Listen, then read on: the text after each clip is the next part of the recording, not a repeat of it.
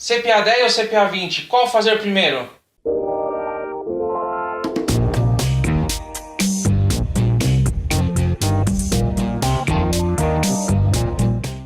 Essa é a principal pergunta que eu recebo de quem quer entrar na área de investimentos. E nesse vídeo eu vou acabar definitivamente com as suas dúvidas. Aos leigos, CPA 10 e CPA 20 são certificações concedidas pela Anbima para atuar com a venda de produtos de investimentos de uma forma geral, sendo que a CPA 20 sobrepõe a CPA 10. São portas de entrada para o mercado financeiro. Então esse vai ser o vídeo mais técnico que você já viu sobre o assunto. A primeira diferença vem no número de questões. Na CPA 20 são 60 e na CPA 10 são 50. Mas ambas você passa com 70% de acerto. Se você fizer a CPA 10, você já vai estar estudando 40 a 60% da CPA 20. Logo, você estudando para a CPA 10, você já vai dar um passo muito importante para você conquistar a CPA 20. Então vamos ao que interessa. O módulo 1 dos dois exames são bem parecidos. A diferença é a inclusão dos assuntos, investidores qualificados e entidades fechadas de previdência complementar no CPA 20. Além disso, os dois possuem o mesmo nome do módulo, Sistema Financeiro Nacional, e a proporção também é igual, de 5 a 10%.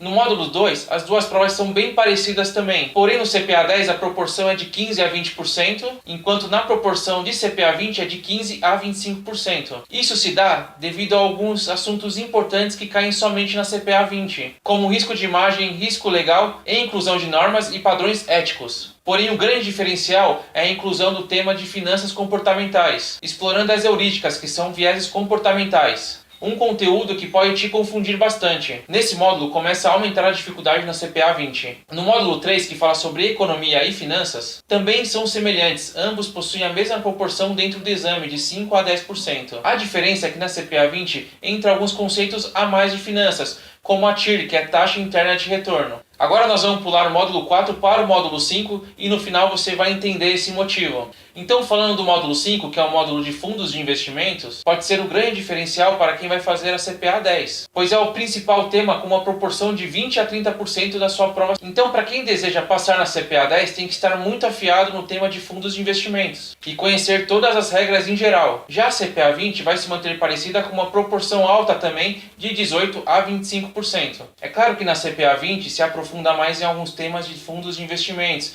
como tipos de gestão. Esse conteúdo não é mais assustador para quem já fez a CPA 10 porque já estudou bastante fundo de investimento. Por isso aqui é sua grande chance de fazer uma ótima pontuação. Isso para quem fez a CPA 10 e vai fazer a CPA 20. Já o módulo 7 da CPA 10 e o módulo 6 da CPA 20 são bem parecidos e abordam o mesmo tema, que é previdência complementar. Já o módulo 7 da CPA 10 e o módulo 6 da CPA 20, eles abordam o mesmo tema, que é previdência complementar aberta. Ou seja, dá para aproveitar quase todo o conteúdo que você aprendeu na CPA 10 para a CPA 20. Se você realizar a CPA 20 de forma direta, não tem problema, porque na CPA 10 e na CPA 20 a proporção é pequena, é de 5 a 10%. Nesses 5 módulos até agora, nós abordamos de 50 a 70% da prova. Vimos que quem já fez a CPA 10 vai aproveitar um ótimo conteúdo para a CPA 20, pois nesses módulos não tem muitas mudanças. As maiores mudanças estão no módulo 4 e no módulo 7 da CPA 20. O módulo 6 da CPA 10 e o módulo 4 da CPA 20 são parecidos porque eles entram no tema de renda fixa e renda variável. Porém, a grande mudança aqui na CPA 20 vai ser a entrada de derivativos, que é um tema bastante complicado para quem está começando na área de investimentos. Para quem fez a CPA 10, vai ser um tema totalmente novo, derivativos na CPA 20. E esses módulos têm proporções altas. Na CPA 10 é de 15 a 25% e na CPA 20 é de 17 a 25%.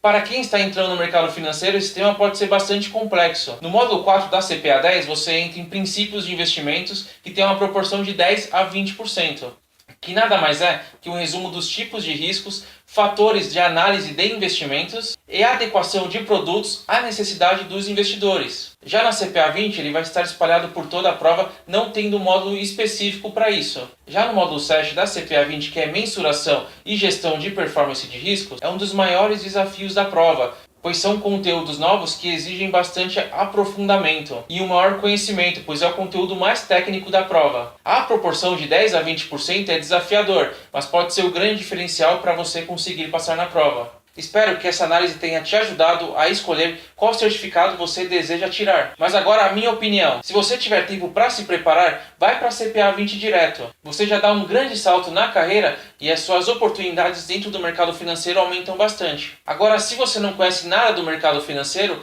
a CPA 10 vai te dar uma moral para depois você buscar a CPA 20. Mas decidindo fazer a CPA 10 ou a CPA 20, você já vai estar dando um grande passo para se tornar um profissional na área de investimentos. Hora de tomar uma decisão, se você vai se juntar aos 385 mil certificados com a CPA 10 ou aos 122 mil certificados com a CPA 20. A escolha é sua. E se você acha que isso pode ajudar outras pessoas, se inscreva aqui no canal, não esqueça de compartilhar isso com seus amigos e ative o sininho para receber novas notificações. Assim você vai ter várias dicas sobre o assunto de investimentos. Grande abraço e vejo vocês nos próximos vídeos do Eu Me Banco. Tchau!